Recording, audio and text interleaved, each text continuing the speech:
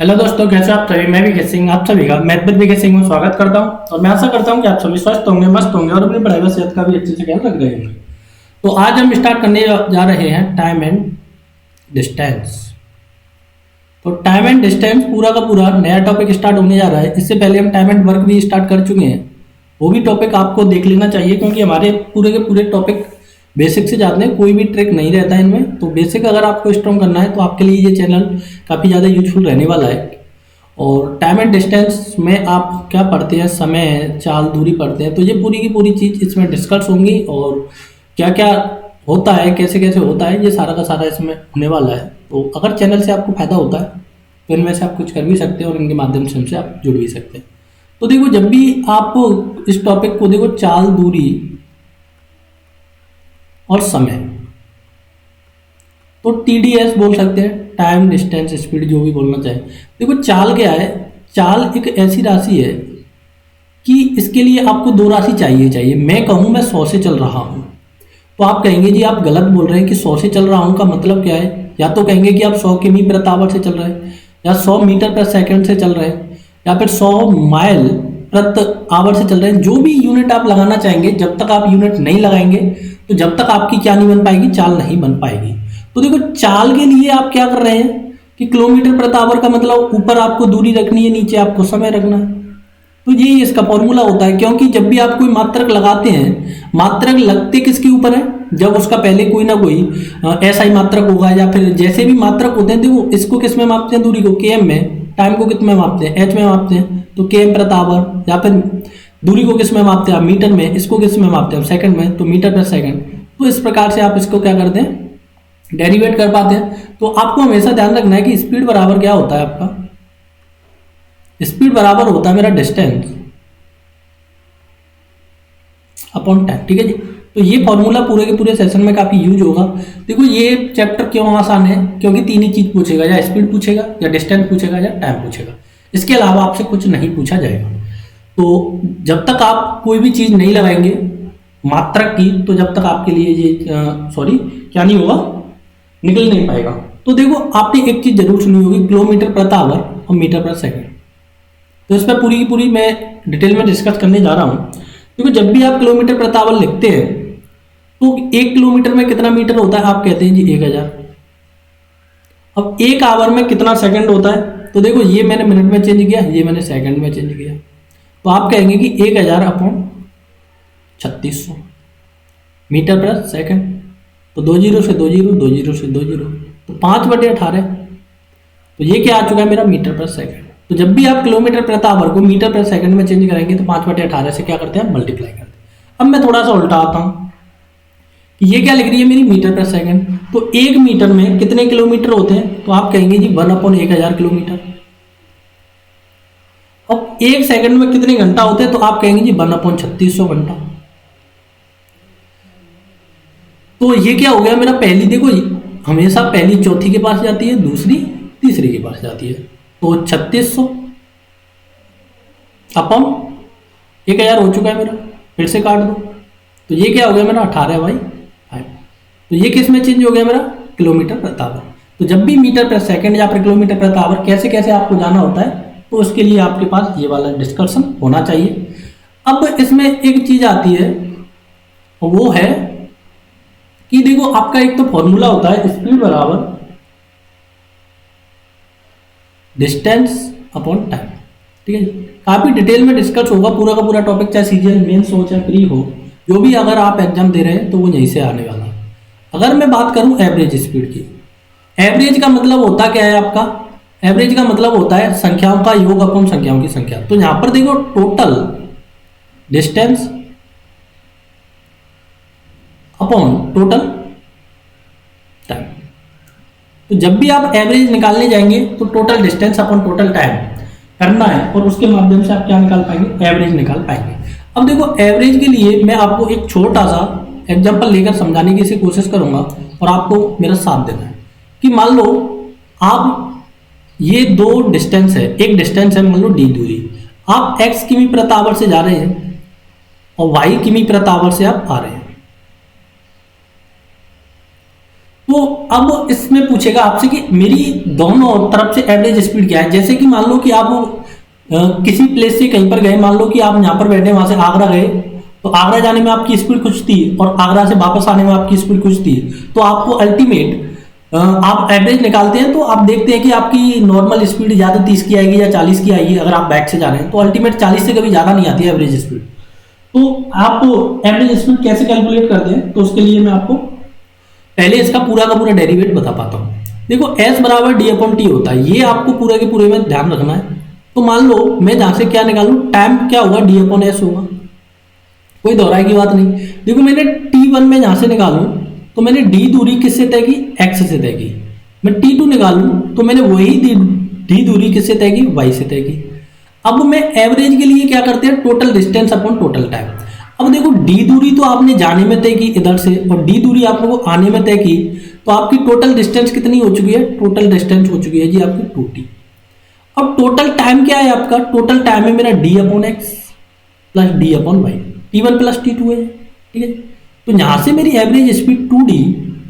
अब देखो मैंने D ऊपर से कॉमन लिया तो यहां से बचा मेरा 1 upon x plus 1 upon y. तो अब मेरा 2D अपॉन D यहां से आ चुका है मेरा x प्लस वाई और एक्स वाई, ठीक है जी। मैंने नीचे एलसीएम लिया, ये मेरा कट गया, तो मेरा एवरेज स्पीड क्या आ गया, 2x y upon x plus y, ठीक है। तो ये तो मेरा एवरेज स्पीड आ चुका है। मतलब ये x वो वाली डिस्टेंस स्पीड है जिससे आप गए और ये आए, तो मतलब ये दो स्पीड है, उनका मल्टीप्लाई और उनका क्या किया मैंने, एडिशन किया है। अब एक तो तरीका इसको होता है ये निकालने का, दूसरा तरीका आप इसी सवाल को कैसे निकाल पाएंगे उसे देखते हैं। कि मान लो आपने x स्पीड से आप गए और y स्पीड से आए, इन दोनों का एलसीएम ले लिया मैंने x y, ठीक है जी। अब ये क्या है, एलसीएम, ये है मेरी स्पीड, ये एज्यूम किया है मैंने डिस्टेंस। जब डिस्टेंस में आप स्पीड से डिवाइड करेंगे तो y अपॉन एक्स, ये आएगा मेरा टाइम। अब करते क्या है, आप टोटल एवरेज के लिए, एवरेज स्पीड के लिए total distance upon total time,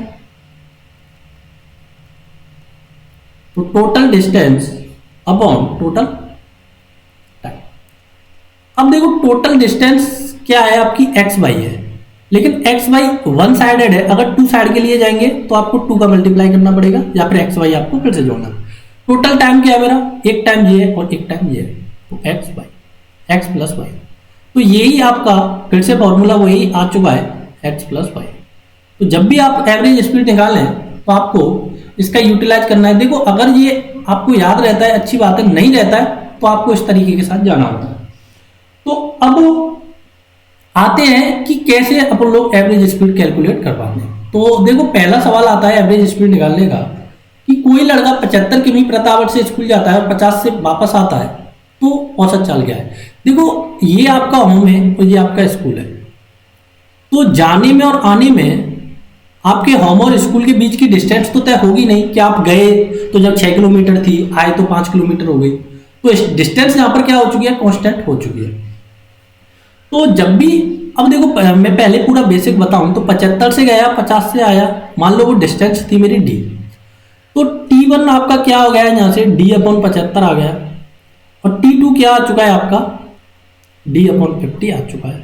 तो एवरेज के लिए क्या करते हैं आप, total distance upon total time. तो टोटल डिस्टेंस क्या है आपकी 2d और टोटल टाइम क्या है, d upon 75 plus d upon 50, ठीक है जी। तो total distance upon total time, तो 2d ऊपर देखो d फिर से मैंने बाल ले लिया, तो 1 अपॉन 75 प्लस 1 अपॉन 50, d से d गया, तो यहां आया मेरा 2 अपॉन, देखो इन दोनों का एलसीएम 150 आएगा, ये 2 टाइम जाएगा तो ये आपका 3 टाइम जाएगा, तो यहां से आ गया 2 अपॉन 5/150।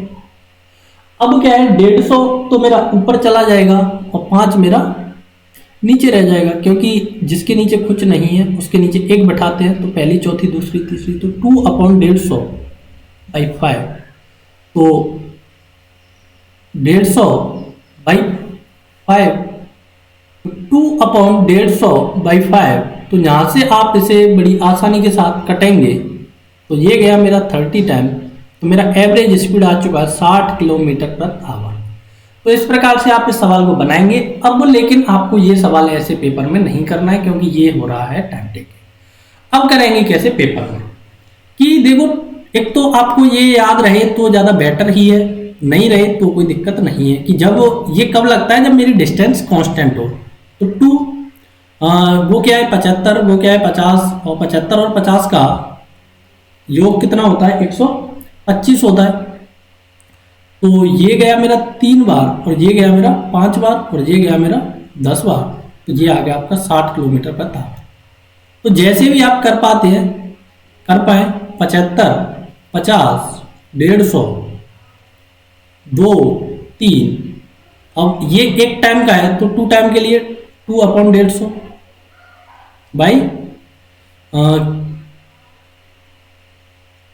क्या कर देंगे, मतलब अरे यार सॉरी फॉर दैट, तो 2/150 कर कर आप इसको फिर से एवरेज स्पीड के लिए एक्स वाई का यूज करते हैं हम, यहाँ पर इसका यूज नहीं करेंगे, ये थोड़ा सा मैं गलती कर गया यहाँ पर।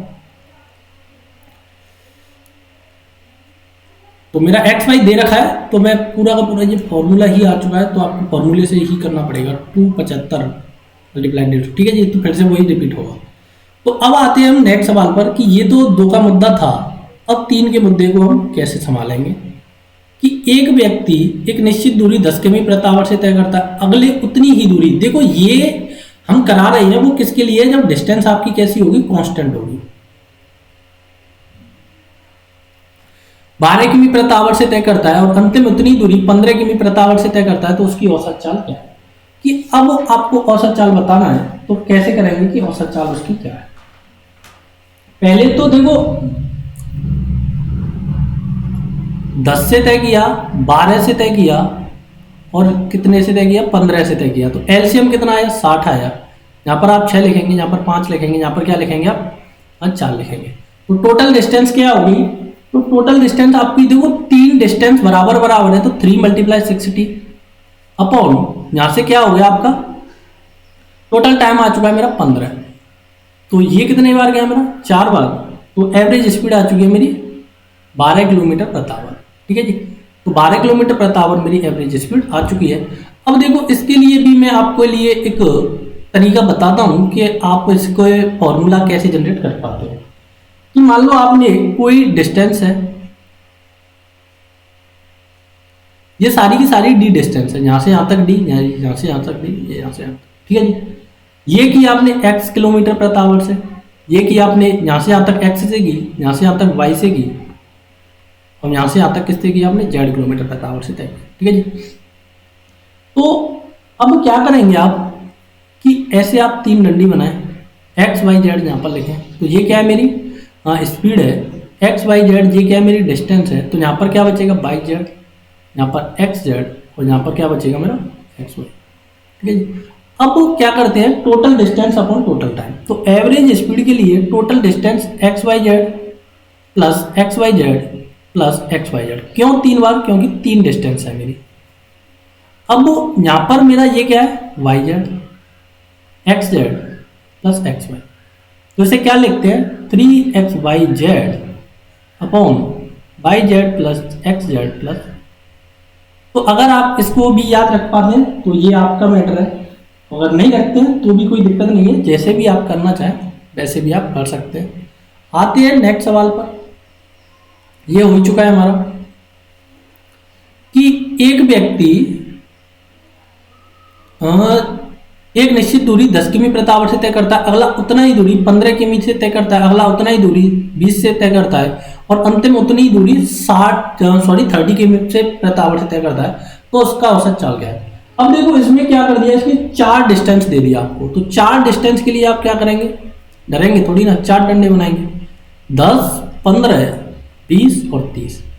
10, 15, 20 और 30 का एलसीएम तो 60 ही आ गया, यहाँ से गया 6 टाइम, 4 टाइम, 3 टाइम, 2 टाइम, ठीक है जी। अब टोटल डिस्टेंस क्या होगी आपकी, टोटल डिस्टेंस हो गई 4 × 60, ये हो गई आपकी क्या डिस्टेंस। अब टाइम क्या होगा आपका, टाइम जोड़ो, 4 × 4 10 और 5 15, तो ये हो चुका है मेरा 16 किलोमीटर प्रति आवर। अब देखो इसके लिए आपको फॉर्मूला याद नहीं रखना है, अगर आपको जाना है तो फिर आप जैसे भी करना चाहें जा सकते हैं। 4 का मल्टीप्लाई बस आपको ध्यान रखना है, क्योंकि 4 डिस्टेंस मैंने इक्वली तय किए। देखो आते हैं नेक्स्ट सवाल पर कि एक व्यक्ति एक वर्गाकार मैदान ABCD के किनारे पर चलता है। A से B तक 400 किमी प्रति आवर से चलता है, B से C तक 600 किमी और 800 और 1200 किमी प्रति आवर से चलता है, तो उसका औसत चाल क्या है। कहने का मतलब ये है कि कोई एक वर्गाकार वो है, एक स्क्वायर है, तो इसकी सारी की सारी डिस्टेंस बराबर होंगी, ये भी डी होगी, ये भी डी होगी, ये भी डी होगी, ये भी डी होगी। इसी कारण उसने क्या लिया है, वर्ग लिया है, स्क्वायर लिया है। तो करना क्या है, तो वर्ग की 4 साइड होती है, तो 4 A से B कितना चला 400, 600, 800 और 1200। तो 4, 8, 6, 12 का एलसीएम 48 होगा, तो 4800। तो यहाँ से कितना आ गया आपका 12 चौका होता है 48, 6, यहाँ से 8 आएगा, यहाँ से 6 आएगा, यहाँ से 4 आएगा। ठीक है जी। तो 12, 8, 6, 4 मेरा डिवाइड करके आ गया। तो 4 भुजाएं, एक भुजा की लंबाई मैंने एज्यूम की इतनी, तो 4 की कितनी होगी 4 मल्टीप्लाई 4800 और टोटल कितना हो गया 12 दूनी 24 और 36 हो गया। तो यहाँ से एवरेज स्पीड क्या करेंगे 16 और 16 चौका होता है मेरा 64, तो 640 किलोमीटर प्रति आवर मेरी क्या आ जाएगी, यहाँ से एवरेज स्पीड आ जाएगी। कोई भी शंका की बात नहीं होगी। आते हैं नेक्स्ट सवाल। देखो इसमें क्या है कि एक व्यक्ति है, कोई एक समबाहु त्रिभुज। देखो समबाहु त्रिभुज क्यों लिया, क्योंकि उसकी सारी भुजा कैसी होती है, समान होती है, इस कारण उसने क्या लिया समबाहु त्रिभुज लिया, इक्विलैटरल ट्रायंगल लिया। के किनारों पर चलता है वह A से B तक 30 किमी प्रति आवर, B से C तक 40 किमी प्रति आवर और 60 किमी प्रति आवर, तो उसका औसत चाल क्या है। तो देखो औसत चाल के लिए 30 से चला, 40 से चला, 60 से चला, एलसीएम मेरा 120 आया, यहाँ पर 4 आएगा, यहाँ पर 3 आएगा, यहाँ पर 2 आएगा। तो देखो 3 है मेरी टोटल डिस्टेंस, तो 120 में मैं किसका मल्टीप्लाई कर दूंगा 3 का मल्टीप्लाई कर दूंगा, और टोटल टाइम क्या होगा 7, 9 हो गया, ये गया मेरा 3 टाइम और ये आ गया मेरा 40 किलोमीटर प्रति आवर। तो इस प्रकार से आप इस सवाल को बना पाएंगे और कोई भी दोहराई की बात नहीं होनी चाहिए। तो देखते हैं आगे अगले प्रकार के सवाल। देखो ये हैं हमारे, तो इन्हें हम नेक्स्ट सेशन में डिस्कस करेंगे कि 160 km की दूरी 40 से चल रहा है, 120 की इससे चल रहा है, तो उसकी एवरेज स्पीड क्या है। तो ये आपके लिए अगर आप जानते हैं तो कर भी सकते हैं, नहीं जानते हैं तो इसमें 80 किमी इस प्रकार से कर रहा है। तो देखो आज के सेशन में मैंने थोड़ा सा यहाँ पर एक वो किया, तो उसको आप सुधार लें।